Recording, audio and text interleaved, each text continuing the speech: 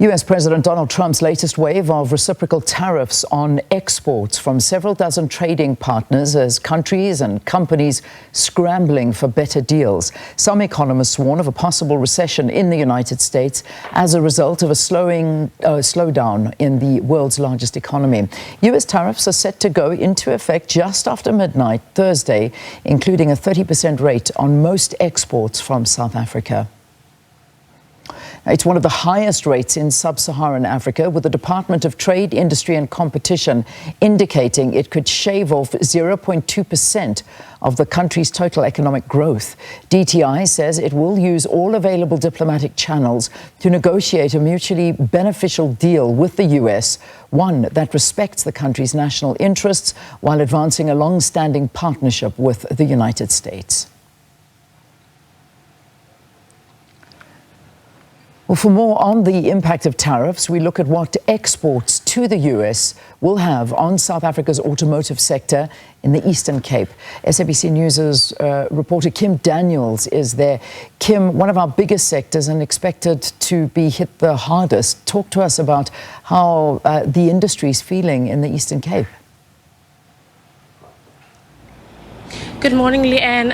As you did say, the Eastern Cape, or the manufacturing sector rather, attributes to a large portion of this economy in the Eastern Cape, that being nearly a third.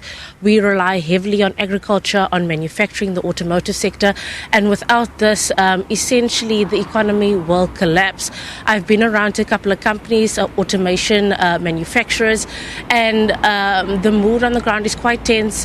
People are uncertain, they're unsure of what the future might hold. I was at a company yesterday who says they've already lost hundreds of millions of rands in contracts as their main business is exports. So, I mean, it's a very uncertain time at the moment, very turbulent time, but I'm at the Nelson Mandela Bay Business Chamber now with the CEO of our chamber, Denise. Denise, thanks so much for your time. As I mentioned, a very turbulent time. You're obviously in very, very close contact with all these companies, with all these manufacturers. What are they saying to you? I think people are highly concerned about the current environment, and there needs to be urgency and speed to develop contingency measures in order to retain investment and employment. So we're starting to see the initial impact where those companies that do export directly with the US, they're the ones that will initially be impacted, but we anticipate that there'll be knock-on effect to other companies in manufacturing generally, because globally the world trade order has been upended and companies will manufacture where it's the most competitive to be. I know last week we had a visit from the ITAC. There were talks of diversifying markets, but as I understand on chats that we've had, that's not an immediate solution. I mean, it takes a while to develop something like that. Yeah, you can't just change markets overnight. You also need free trade agreements in place with countries. So if you take BRICS as an example, our trade with those markets generally tends to be South Africa sending raw materials and they send finished products to us. That equation needs to change.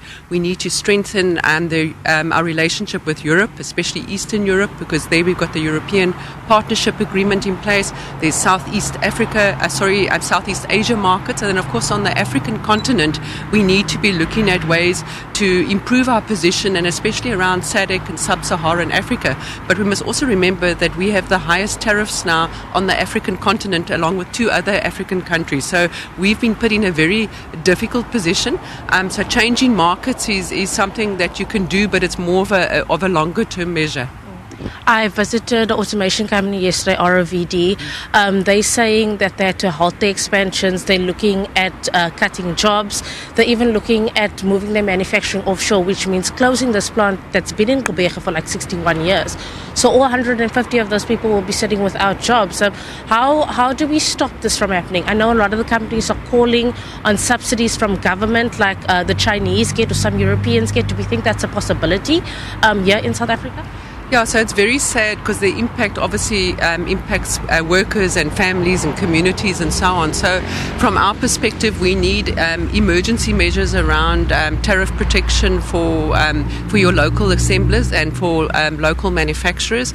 But that's not a long-term measure that will improve competitiveness, because that's something we need to do, and it starts with the enabling environment. We need the basics to work. We need municipal service delivery to happen in terms of electricity, water, sanitation, we need the logistics efficiencies to improve as well, because those basic enablers are key.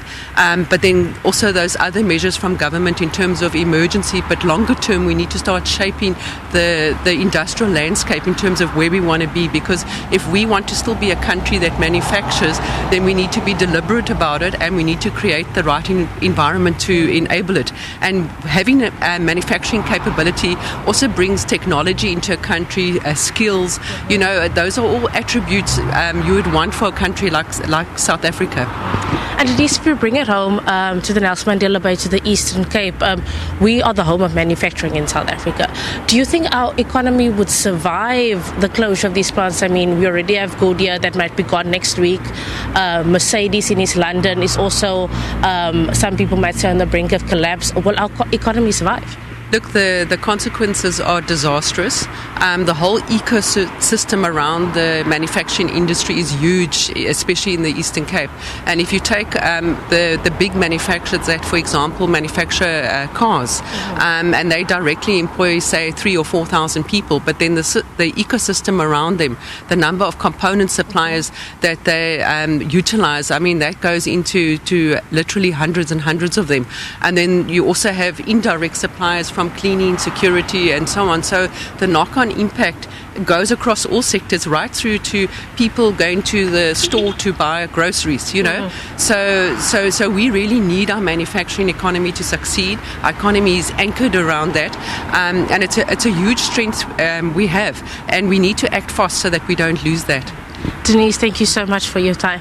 That was just Denise, our CEO of the Nelson Mandela Bay Business Chamber, just telling us how important the manufacturing sector, the automotive, the agriculture sector is for the Eastern Cape. And as I mentioned last week and prior to this live crossing this morning, I have been chatting to people on the ground.